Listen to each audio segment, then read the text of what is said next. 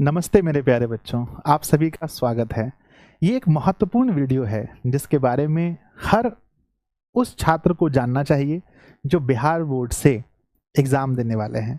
Class 10th में या class 12th में अगर आप पढ़ते हैं तो आपके लिए तो और विशेष वीडियो है।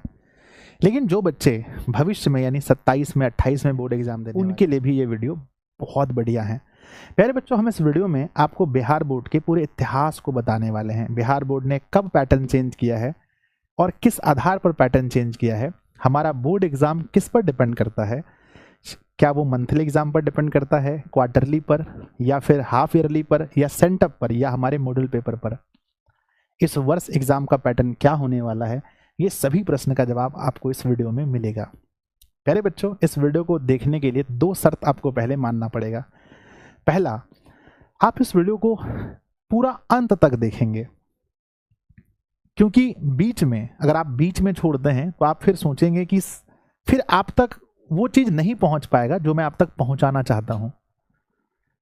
पहला शर्त कि आप इस वीडियो को पूरा अंत तक देखेंगे, बीच में देख करके इस वीडियो के विषय में या मेरे विषय में कुछ नहीं सोचेंगे। दूसरा, अगर आप इस वीडियो से पूरी तरह संतुष्ट होंगे, पूरा समझ में आपको आएगा, तभी आप इस वीडियो को अपने दोस्तों में शेयर करेंगे या कोई कमेंट करेंगे। तो चलिए बच्चों, स्टार्ट करते हैं। ये वीडियो आपको बहुत ज़्यादा ज्ञान देगा और आपको ये वीडियो देखना चाहिए ताकि कोई आपका दूसरा मित्र आपको बेवकूफ़ ना बना सके या आपको कुछ गलत ना बता सके। आपके पास ज्ञान रहेगा, आप बहुत अच्छे से खुद भी समझ जाएंगे और दूसरों को भी समझाएंगे। तो आइए हम शुरू करते हैं वीडियो को। प्यारे बच्चों, जैसा कि आप जानते हैं, हमने लिखा है कि बिहार बोर्ड लिखा है, तो बोर्ड एग्जाम हमारा 10th और 12th में होता है। एग्जाम पैटर्न, ये एग्जाम पैटर्न होता क्या है? एग्जाम पैटर्न हमें ये बताता है कि हमारा बोर्ड एग्जाम किस आधार पर होने वाला है, यानी उसमें ऑब्जेक्टिव की संख्या, लघु उत्तरीय प्रश्नों की संख्या, दीर्घ उत्तरीय प्रश्नों की संख्या कितनी होगी और कितना में हमें कितना बनाना है, हमारा प्रैक्टिकल मार्क्स होगा तो कितने मार्क्स का होगा, ये सब कुछ एग्जाम पैटर्न कहलाता है। आगे इसमें बदलाव हुआ है, ये सच है या झूठ है, या बदलाव होने वाला है? तो प्यारे बच्चों, आइए हम शुरू करते हैं। सबसे पहले हम निष्कर्ष पर नहीं जाएंगे। अगर मुझे निष्कर्ष बताना हो तो मैं 1 मिनट में बता दूंगा बच्चों, लेकिन नहीं, मैं आपको कारण पहले बताऊंगा, उसके बाद मैं आपको बताऊंगा कि इसका निष्कर्ष क्या है। सबसे पहले हम लोग जानते हैं कि जो बोर्ड एग्जाम होता है, मेरे बच्चे, आज आप लोग 10 से 15 मिनट अपना बहुमूल्य समय निकाल कर देख लीजिए। जीवन भर की अज्ञानता से दूर अगर होना है तो बच्चों, जो एग्जाम होता है वो कितने प्रकार का होता है? तो एग्जाम 3 प्रकार का होता है। पहला, जिसको हम टेस्ट एग्जाम कहते हैं, ये हर महीने हो सकता है तो मंथली, 3 महीने में होता है तो हम इसे क्वार्टरली कहते हैं, और अगर यही एग्जाम 6 महीने में हो तो हम इसे हाफ ईयरली कहते हैं, है ना बच्चों? हिंदी में हम इसे बोलते हैं मासिक परीक्षा, इसे बोलते हैं त्रैमासिक, इसे बोलते हैं बच्चों हम लोग जो 6 माही परीक्षा होता है। और ये सबसे पहले जान लें कि इसको कंडक्ट कौन कराती है, तो स्कूल के द्वारा यह एग्जाम लिया जाता है। यानी इसमें बोर्ड का कोई लेना देना इसमें बोर्ड से नहीं है।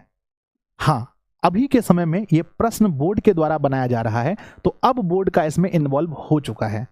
आप देखेंगे ये स्कूल एग्जाम कंडक्ट कराती है, इसलिए आप देखे होंगे कई बार कि जो परीक्षा आपका अभी हुआ भी नहीं है वो परीक्षा किसी और जगह हो गया है, इसलिए आप जानते हैं ये बोर्ड नहीं, ये स्कूल के द्वारा कंडक्ट किया जाता है। कोई स्कूल अमूमन साथ में ही होता है, कभी कभी कोई स्कूल 2 दिन पहले 2 दिन बाद में भी लेती है। इसलिए आप यूट्यूब पर भी देखे होंगे कि जो एग्जाम आपका हुआ भी नहीं है उसका भी आंसर कहीं आपको मिल जाता है।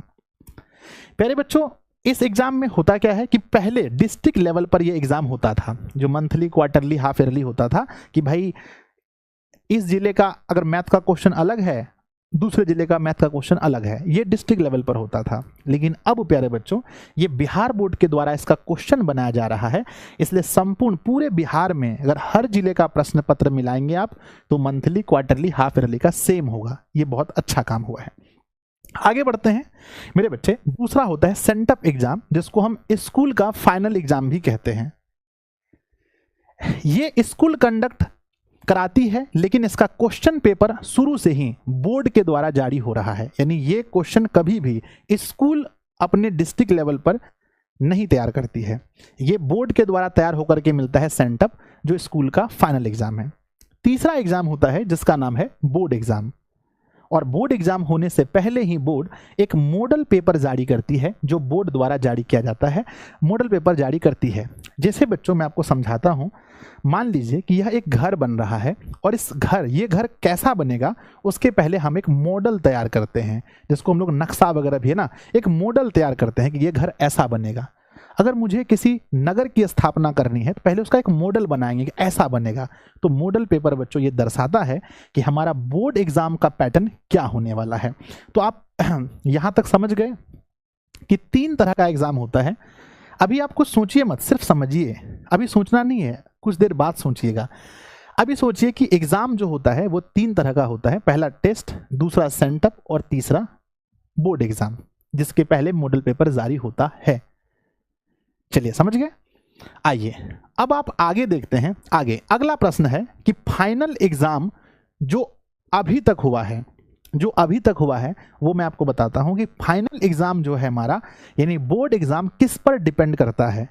तो मेरा उत्तर है, जो मैं इतने वर्षों से पढ़ा रहा हूं, जो मैंने देखा है, मेरा उत्तर है बच्चों कि टेस्ट एग्जाम पर 0% डिपेंड करता है। यानी हमारा बोर्ड एग्जाम हमारे टेस्ट एग्जाम पर 0% निर्भर करता है। यानी टेस्ट एग्जाम का पैटर्न क्या है, इससे बोर्ड फाइनल एग्जाम को कोई लेना देना नहीं है। समझ गए। दूसरा, सेंटअप एग्जाम जो स्कूल में फाइनल एग्जाम होता है, उससे बोर्ड एग्जाम का क्या ताल्लुक है। तो 50-50% निर्भर करता है। कई बार ऐसा देखा गया है कि सेंटअप एग्जाम में जो क्वेश्चन पूछने का पैटर्न है स्कूल का, वही हूबहू बोर्ड एग्जाम में भी होता है। कई बार सेंटअप एग्जाम का भी पैटर्न बोर्ड एग्जाम में लागू नहीं होता है। कई बार हम देखते हैं कि सेंटअप एग्जाम में सवाल पूछे गए हैं, मान लीजिए कि 40 ऑब्जेक्टिव, बोर्ड एग्जाम में पूछे गए 50 ऑब्जेक्टिव, तो 50-50 हम इसको कह सकते हैं। मॉडल पेपर पर हमारा 100% निर्भर करता है बोर्ड एग्जाम। बोर्ड एग्जाम से पहले जो मॉडल पेपर जारी किया जाता है उसी के आधार पर बोर्ड एग्जाम होता है। तो एक बात आप लोग यहां तक समझ गए बच्चों कि आपका टेस्ट एग्जाम, चाहे वो मंथली हो, चाहे वो क्वार्टरली हो, चाहे वो हाफ ईयरली हो, उसमें उसका क्या पैटर्न है, उससे बोर्ड एग्जाम का कोई लेना देना है क्या? नहीं सर, बिल्कुल लेना देना नहीं है। सेंटअप एग्जाम जो सर हमारा होता है, क्या इससे बोर्ड एग्जाम का लेना देना है? तो बिल्कुल 50% आप इस पर निर्भर कर सकते हैं, हाँ, लेकिन बदल भी सकता है। सर मॉडल पेपर जारी हो गया है, अब बताइए एग्जाम पैटर्न क्या होगा? 100% वही होगा जो मॉडल पेपर जारी हुआ है। तो प्यारे बच्चों, ये भ्रम पहले आप लोग के दिमाग से निकालना था कि टेस्ट एग्जाम चाहे वो मंथली हो, क्वार्टरली हो या हाफ ईयरली हो, इसका बोर्ड एग्जाम से कोई मतलब नहीं होता है, क्योंकि वो स्कूल कंडक्ट कराती है। अब अगला प्रश्न आप लोगों के मन में आता है कि सर एग्जाम पिछले 1 वर्ष का अगर हम एग्जाम आपको दिखाएं, मैं कुछ भी बोल रहा हूं तो बच्चों सब कुछ कारण के साथ बोल रहा हूं। अगर हम पिछले 1 साल में जो घटित हुआ है, क्या होना चाहिए वो मैं आपको बताता हूं। बच्चों होना चाहिए, अगर ओनली 12th क्लास वाले बच्चों के लिए हम बताएं, अभी 10th वालों के लिए नहीं बता रहा हूं, ये वाला 12th के लिए है। तो जो प्रैक्टिकल वाले विषय हैं जैसे फिजिक्स, केमिस्ट्री और बायोलॉजी, जिसमें प्रैक्टिकल है, आर्ट्स में भी बहुत सारे होंगे, ज्योग्राफी वगैरह, होम साइंस वगैरह, जिसमें प्रैक्टिकल है, वो एग्जाम 70 मार्क्स के होने चाहिए। कितने मार्क्स के होने चाहिए? 70 मार्क्स के, 30 मार्क्स का प्रैक्टिकल। विदाउट प्रैक्टिकल वाला जो पेपर है वो पूरा 100 मार्क्स का होना चाहिए, जिसमें प्रैक्टिकल नहीं है। पर बच्चों हो क्या रहा है अभी जो 1 साल में हमने देखा है कि जो मंथली एग्जाम, क्वार्टरली एग्जाम और हाफ ईयरली एग्जाम, तो मंथली एग्जाम जो अभी हो रहा था वो 50 नंबर का हो रहा था। होना कितने का चाहिए सर? प्रैक्टिकल वाला 70 का होना चाहिए, विदाउट प्रैक्टिकल वाला 100 का होना चाहिए। जब क्वार्टरली एग्जाम बिहार बोर्ड का हुआ, त्रैमासिक परीक्षा, तो उसमें 80 मार्क्स का सवाल पूछा गया, चाहे वो प्रैक्टिकल का हो या बिना प्रैक्टिकल का हो। उसके बाद जो 6 परीक्षा हुआ, हाफ ईयरली एग्जाम हुआ, वो पूरे 100 मार्क्स का पूछा गया है। अभी जो हाफ ईयरली एग्जाम हुआ है वो पूरे 100 मार्क्स का पूछा गया है। तो प्यारे बच्चों, मैंने इसलिए आपको कहा कि ये टेस्ट एग्जाम है, चाहे वो मंथ में हो, चाहे 3 महीने में एक बार हो, 6 महीने में एक बार हो, ये टेस्ट एग्जाम है और इसका पैटर्न आप देखिए, कभी 50 मार्क्स का हो गया, कभी 80 मार्क्स का हो गया, कभी 100 मार्क्स का हो गया। इसलिए मैं कहता हूं कि इस पर हमारा बोर्ड एग्जाम डिपेंड नहीं करता है, ये कुछ भी हो सकता है। जैसे मान लीजिए हम लोग पहले कोचिंग पढ़ाते थे ऑफलाइन में, तो हमारा मन होता था कभी 70 का ले लेते थे, कभी 90 का ले लेते थे, कभी 80 का ले लेते थे। तो इस पर डिपेंड नहीं करता है, बोर्ड अभी इस चीज़ को फॉलो कर रहा है भाई कि इस पर डिपेंड बोर्ड एग्जाम नहीं करता है। परंतु मैं एक बार फिर से आपको कहता हूँ कि बच्चों ऐसा होना नहीं चाहिए, पर जो हो रहा है हम उस पर बात करते हैं। क्या होना चाहिए वो हम बाद में बात करेंगे, ठीक है। अभी ये हो रहा है, समझ रहे हैं आप लोग। कहते हैं कि पहले भी ऐसा होता आ रहा है, इसलिए आपको घबराना नहीं है। ऐसा नहीं है कि इसी वर्ष हुआ है, हम बोलेंगे बच्चों कि अरे ये तो अनर्थ हो गया, ये क्या हो गया बच्चों। ऐसा इस वर्ष ही नहीं, ये पहले भी होता आया है, ठीक है। ये पहले भी हुआ है और आगे भी होता रहेगा, इसके लिए टेंशन मत लीजिए आप। आगे बढ़ते हैं, आगे मेरे बच्चे अब ऑब्जेक्टिव के पैटर्न को समझते हैं। बहुत सारे बच्चों के मन में सवाल है कि सर इस बार कितना ऑब्जेक्टिव पूछा जाएगा, तो चलिए देखते हैं इसका पैटर्न क्या है। बच्चों होना चाहिए जो प्रैक्टिकल वाला विषय है यानी 70 मार्क्स का, उसमें 35 ऑब्जेक्टिव बनाने के लिए हमें बोलना चाहिए 70 में से, क्योंकि हमें पता है कि अभी प्रश्न का है। और जो बिना प्रैक्टिकल वाला विषय है उसमें 100 में से 50 बनाने के लिए आना चाहिए।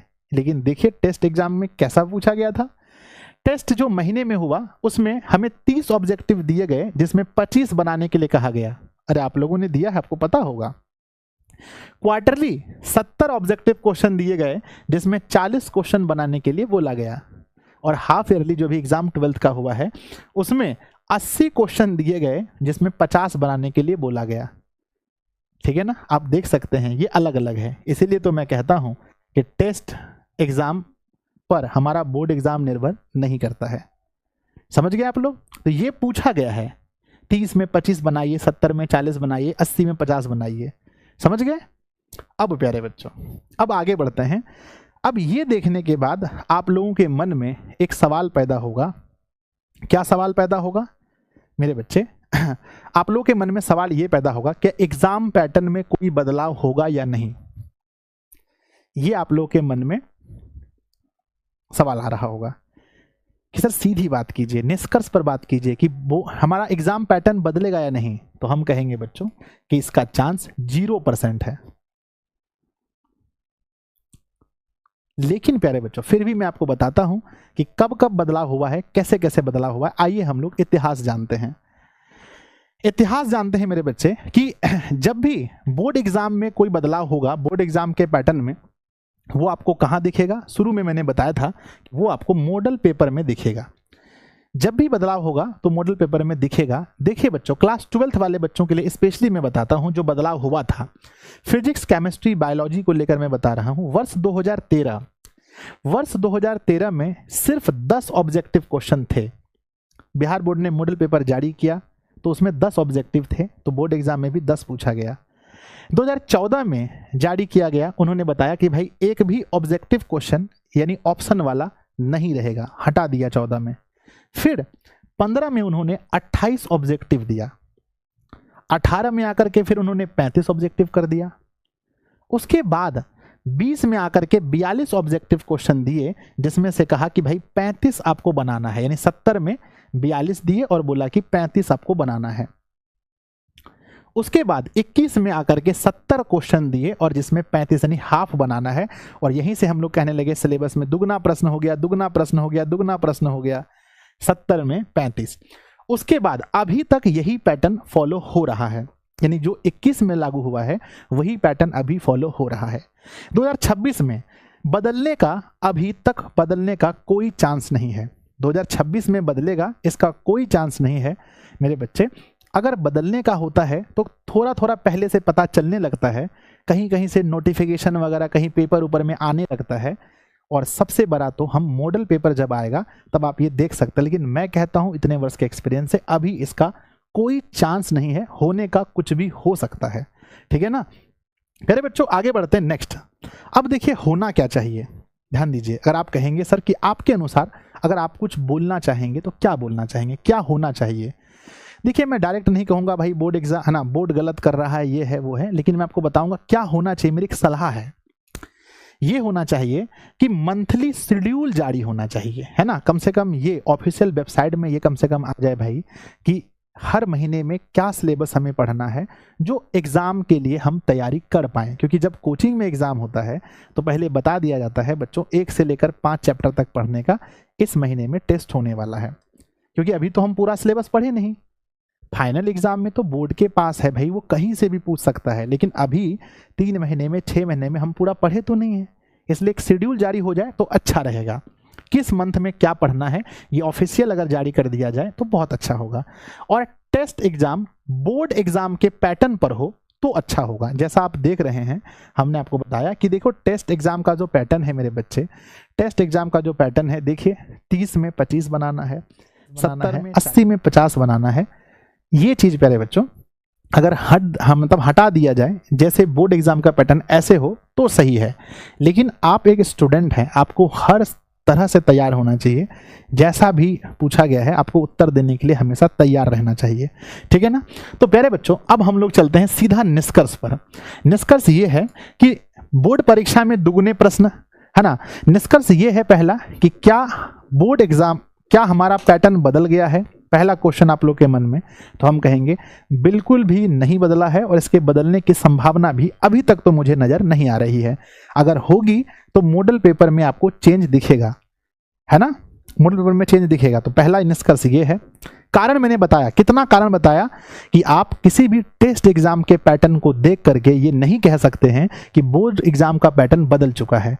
तो पहला मैंने पूरा कारण बताया कैसे कैसे क्या होता है और किस पर डिपेंड करता है हमारा बोर्ड एग्जाम। दूसरा, बोर्ड परीक्षा में दुगने प्रश्न होंगे या नहीं, तो एग्जाम पैटर्न ही नहीं बदला है तो दुगने प्रश्न अवश्य होंगे बच्चों। जब एग्जाम पैटर्न ही नहीं बदला है अभी तक तो अवश्य होंगे, है ना। और देखें, अगर आप इसको देखेंगे, अगर कुछ बदलाव होता है, अगर आपके मन में सवाल आता होगा सर अगर कोई बदलाव हुआ तो आप देख लीजिए 2013 में 10 ऑब्जेक्टिव थे, उसके बाद 2014 में 0 कर दिया गया। उसके बाद देखेंगे तो आप 2014 से अभी हम लोग 25 में हैं, 26 का बोर्ड एग्जाम देने वाले, 10 साल बीत गया। 10 साल में क्या एग्जाम पैटर्न और कठिन हुआ है? बिल्कुल नहीं हुआ है। 28 ऑब्जेक्टिव, 28 के बाद 35 ऑब्जेक्टिव, संख्या बढ़ा है। उसके बाद 42 ऑब्जेक्टिव, उसके बाद 70 ऑब्जेक्टिव। तो मेरे बच्चे आप देख रहे हैं कि एग्जाम पैटर्न को और आसान किया जा रहा है, ठीक है। तो अगर एग्जाम पैटर्न कुछ बदलेगा भी तो और आसान होगा, लेकिन जितना आसान हो गया है एग्जाम, इससे आसान भगवान ना करे कि इससे आसान और एग्जाम हो बच्चों, नहीं तो फिर विद्यार्थी का महत्व ही समाप्त हो जाएगा, पढ़ने वाले बच्चों का कोई महत्व ही नहीं रहेगा। एक वो जमाना होता था जब ऑब्जेक्टिव क्वेश्चन नहीं होते थे, बच्चे बहुत ज़्यादा पढ़ते थे, अभी की तुलना में और भी ज़्यादा पढ़ते थे। तो प्यारे बच्चों मन से ये भ्रम निकाल दीजिए कि बोर्ड एग्जाम का पैटर्न सिर्फ ये मंथली एग्जाम को देख करके कि पैटर्न चेंज होगा, ऐसा बिल्कुल नहीं। आप पैटर्न चेंज होगा ये संभावना तभी बोल सकते हैं जब आपका ऑफिशियल मॉडल पेपर आएगा, इसके पहले कुछ भी नहीं। दुगने प्रश्न आएंगे या नहीं आएंगे ये मन का भ्रम है। तो 100% बच्चों जब पैटर्न आएगा तभी ये, यानी कि दूसरा सवाल तभी मन में आना चाहिए जब पहला सवाल का आपको आंसर मिले, ठीक है। हम उम्मीद करते हैं कि आप लोगों के मन में जो भी प्रश्न थे अब वो प्रश्न समाप्त हो गया होगा और आप समझ गए होंगे बच्चों क्या इतिहास है और कैसे कैसे हमारा एग्जाम पैटर्न तैयार होता है। और आप सब कुछ समझ गए कि टेस्ट एग्जाम का क्या महत्व है ना। टेस्ट एग्जाम का क्या महत्व है मेरे बच्चे, टेस्ट एग्जाम कैसे होता है, सेंटअप एग्जाम कैसे होता है, बोर्ड एग्जाम कैसे होता है, सब कुछ आप लोग समझ गए, ठीक है ना। तो अब आप इस वीडियो के नीचे कमेंट कर सकते हैं, है ना। क्या कर सकते हैं? अब आप जितना चाहें इस वीडियो के नीचे प्यारा सा कमेंट कर सकते हैं, इस वीडियो को अपने दोस्तों में शेयर कर सकते हैं। और ये महत्वपूर्ण वीडियो है, इसमें एक महत्वपूर्ण सूचना भी होना चाहिए प्यारे बच्चों। जो क्रैश कोर्स है ना, जो क्रैश कोर्स है वो अक्टूबर महीने के फर्स्ट वीक में हम लोग लेकर आ रहे हैं। तो इसके लिए भी आप लोग तैयार रहिएगा, आराम से पढ़िए बच्चों, कोई पैटर्न उठन में कहीं चेंज नहीं है, ठीक है ना। और खूब मन लाकर मेहनत कीजिए और ये कभी कामना मत कीजिए। एक योद्धा बच्चों ये कभी भगवान से कामना नहीं करता है कि मेरा युद्ध सरल हो, वो हमेशा ये कामना करता है कि प्यारे बच्चों युद्ध चाहे कितना भी कठिन हो, उस युद्ध में लड़ने की भगवान से शक्ति मांगता है। तो आप पढ़िए, अपनी शक्ति को बढ़ाइए, ना कि बच्चों अपने युद्ध को हल्का करने के बारे में कामना कीजिए। मिलते हैं बच्चों फिर किसी वीडियो में, तब तक के लिए आप पढ़ते रहिए, हंसते रहिए, मुस्कुराते रहिए। धन्यवाद।